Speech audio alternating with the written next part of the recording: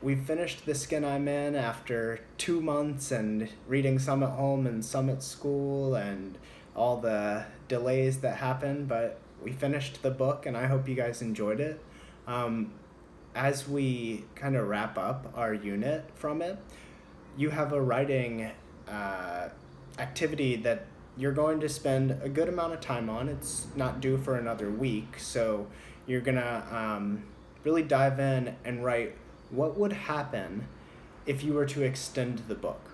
So the assignment is to take the narrative or the story and to continue it. There's 32 chapters in the book, so you're kind of imagining you're writing the 33rd chapter or a part two. What would continue on in the world of Malika and John and Caleb and Charlize? Um, I really like this assignment because it's a way for you to show off your creativity. You do a little creative writing and show, how you can tell a story, but also you're showing what you know about the book. You're showing what you know about the characters, what they're like, the conflicts, the style that the author writes in, and the way people speak. All of those things are going to be what Mr. Barr and I are looking for as we read these. The assignment is that you'll do 25 paragraphs at least of a continuation of the story of The Skin I'm In. So you're kind of taking over writing the book.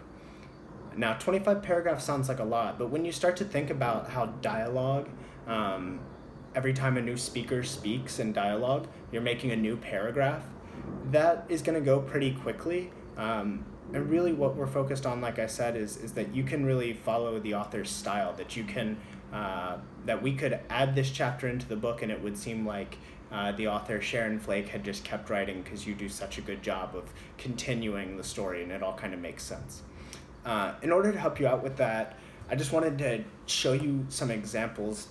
This was from a student last year in Mr. Barr's class, who wrote a really nice one. We actually had them do it last year after chapter 28. So the students who did it last year did this before Malika decides she's going to tell on Charlize and before the ending of the book. So this comes in after they've set fire to the classroom and Malika gets in trouble, but before she goes and tells the truth. So I'm going to show you the example, and we'll also post this just so you have an idea of what this can look like. Chapter 29, The Skin I'm In. So just like this, you're going to do it in a Google Doc and share it with us. So this is after she's found out that she won the library contest. As soon as Mama stops crying, she rushes downstairs to get a picture frame for the acceptance letter. And she saves a couple more frames for when we get my writing back. But as she's celebrating, I'm still worrying about John, even though I know I shouldn't, especially after all the things he's called me, but I can't help it.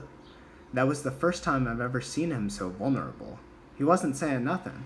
He kept trying to protect himself, even though he knew he couldn't. Just in that first paragraph there, think about the word choices that you see the student using. Mama, because in the book, Malika, it's from Malika's perspective. It's from her point of view. And so we get that first person point of view where Malika is using words like I to talk about herself and then referring to the other characters just like the author does in the book, calling her mom Mama, John, and even speaking in like the slang that we see in the book. I'm still worrying about John. He wasn't saying nothing. That's the kind of thing we want to see, that you can actually keep the style of the book going. It should sound like the author continued to write it. Let's look at the second paragraph. We're going to get down to some dialogue that I want you to see. Later, as we're eating, Mama keeps telling me about how proud she is of me, and she hopes I can become some type of writer when I grow up. Oh, Malika, I knew you had it in you. I can see the sympathy in her eyes, like she's about to start crying. Your father would be so proud of you. The word father lingers in her mouth as she says it, and as she said it, I saw her whole body tense up. The details that this student puts in here, like the word father lingers in her mouth as she says it, it gives a lot of detail to the story and shows kind of the way she has these feelings about the father who has passed away. So we kind of see like what's important to the character there, and we also see some of the dialogue. Let's keep reading. And also notice some of these references to things that happened earlier in the book. You want to talk about what they were talking about in the book. All right. After we eat, I go check up on Mama's red bumps, and I bring the lotion with me just in case. But before I get to her room, I hear the phone ring from downstairs, and I quickly go to see who it is. I see that it's Charlize, and I answer right away because she told me she'll see what the twins are going to say about helping me out with the $2,000. So now we've got a reference to one of the conflicts in the book. Let's pick back up. Then I remember what the librarian told me when I was handing in my letters for the contest. The winner will get $100. I take a deep breath and answer the phone. Malika? For some reason, she sounds unsure if it's me or not. Yes, it's Malika, I assure her. I'm starting to get a little pit in my stomach, although I don't know what's wrong yet. Char, is there something to worry about? Well, kind of. Now I'm starting to worry. So I told the twins that I was going to help you raise the $2,000. I already know what she's going to say. They aren't going to help me, are they? I ask her, even though I know it's true. No, they're not. I promise I tried convincing them. It's just that...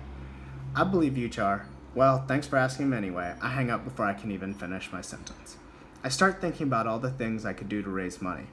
Lemonade stand, helping pick up garbage around the neighborhood. I stop thinking and grab the lotion for Mama. Now, there's more to this story because she wrote above and beyond the 25 paragraphs we're looking for. But if you look at it, each one of these pieces of dialogue is a new paragraph. Notice how this student indented for every new paragraph. That's why you see the line spacing like that. And you notice that when you've got this dialogue, this back and forth between characters, that's going to help you reach the length that you need to get to.